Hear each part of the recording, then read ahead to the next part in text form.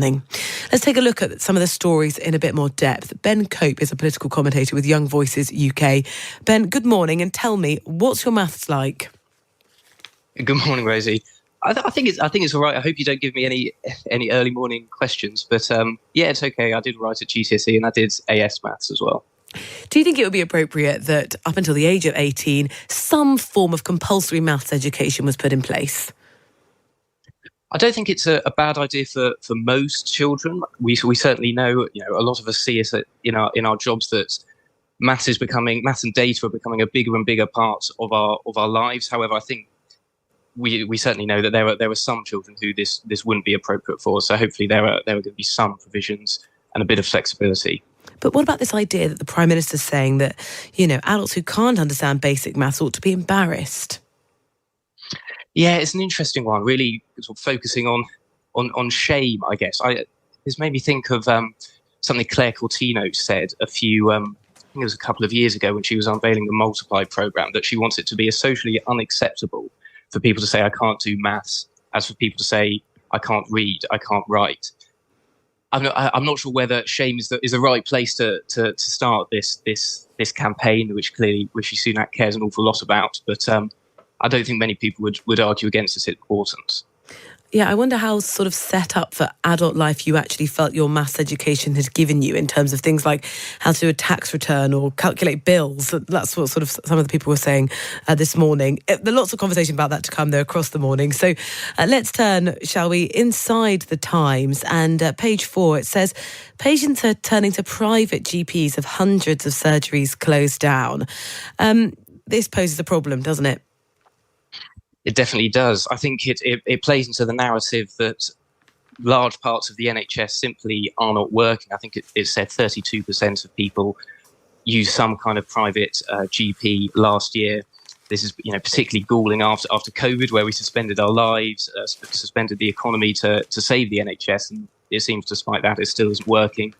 It's also obviously a big problem for Sunak, because the whole broken Britain or Britain's not working, I think will be a particularly effective Labour attack line in the next election. So I think he'll definitely be wary of stories like this. Does it help a little bit if people who can afford it decide, I'm going to take pressure off elsewhere? Yes, it probably would. I think that it's one of those points where people. I think when Sunak when there was a big outrage when this kicked off a few months ago, and he clearly had to quickly felt he had to quickly sign up to be part of an NHS GP service when clearly one would suspect he uses private. It's a strange kind of culture we have in the UK, where we feel like everyone has to use private, even though that may not necessarily kind of market forces may not dictate that's the most effective thing to do. And healthcare makes the front pages of many of the papers this morning. And I'm looking inside the Telegraph here, and there's a photograph of Pat Cullen, who's the General Secretary of the RCN, who said patients are at risk every day, not just on days that nurses are on strike. They're saying, look, if we reballot our members and they vote for strike action again, we're going to see strikes right the way through until December. Yes, I think this will depress a lot of people. It felt like the strikes were moving in the right direction, that we were starting to get some deals across the line. This seems to push us way back to where we were during the depths of winter. I think Wes Streeting made a very good point in his interview with Laura Kuenssberg yesterday, where he said that the nurses previously, or up to now, have enjoyed a large amount of public support, but he worried whether the fact that it looks like they're going to be targeting emergency and cancer care in coming strikes, whether that support would evaporate quite quickly if that was the case.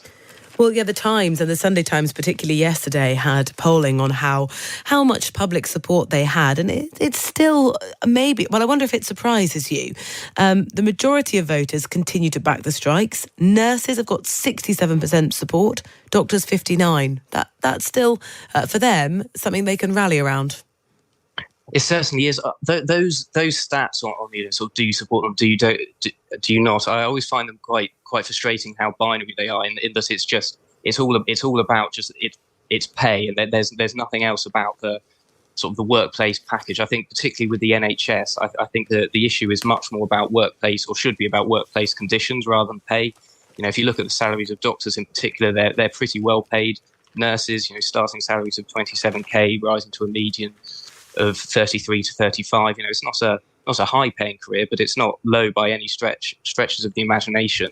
I think it's we've all seen this or read this is going to hurt. We know something about what it's like working in the NHS, and I think it's the conditions rather than the pay that should be the focus. Your conditions when you're working from home, you can set the boundaries and the parameters. And in the Mail, I'm reading here, whether it's working out at the gym, going round for a round of golf, or popping to the hairdressers, some of us are potentially unwinding on working hours instead of working for our employer. They're calling it shirking from home, brings a new working from home leisure boom. Not great if you're the employer and you think, oh, it's a little bit quieter on the response to the emails in the afternoon, and it's because some of the people you're employing, well, they're getting their hair cut or they're playing golf. Yes, I think that this plays into the fears or perhaps the prejudices of a lot of bosses who aren't convinced that people really are working when they're working from home. I think just on this data, using the math skills that we should all have, or perhaps the statistics skills, I think we can problematize it a little bit. It said it's from a contactless payment card provider, and they've said they've seen an increase in payments in the early afternoon when people should supposedly be working. I don't think that's given we've seen a big rise in flexible work over the last few years. I'm not sure whether they know when people are meant to be working or not. Perhaps those people are quite legitimate in taking some leisure time at that time. So I'm not sure this is the gotcha moment that they perhaps think it is. Yes, and of course, it would make sense to go to the hairdressers when it was going to be quieter, and you might be working a little later that day to compensate for it. Just finally, Ben, you strike me as someone who might get a home delivery or two, maybe a subscription service, or, I don't know, something you've bought online. When you've bought something in a cardboard box, what do you do with the box when you recycle it? Do you just stuff it in the bin, or do you fold it down? Tell me the truth. I feel very proud to say that I do fold I do fold it down. I don't know. There's something just very, very satisfying about sort of folding back up. I don't know whether it's a bit like sort of a Lego toy or something like that. So yes, I can confidently say that is what I do. Turns out loads of us aren't doing that. So the nation is embroiled, so says The Times, in a battle of the bins as rows about recycling leave up to 60 million cardboard boxes in landfill every week. Research suggests 80% of people face tension with their neighbours about their recycling habits. What bugs you? When I was reading this story, the stat that really I really paid a lot of attention to was the 80% of people say they face tension with their neighbours, which just seemed like an incredibly high proportion. I wanted to see some colour. What is for those stats? What is this tension? How does that play out? What kind of neighbourly dispute is this? Because that seems. Seems quite funny. What rows are people having? It is annoying, though, if you go to put stuff in the recycling bin and it's full because everyone else hasn't flattened their boxes. I can confess to being annoyed when that happens to me. It sounds like you need to be my neighbour. Ben, thank you very much.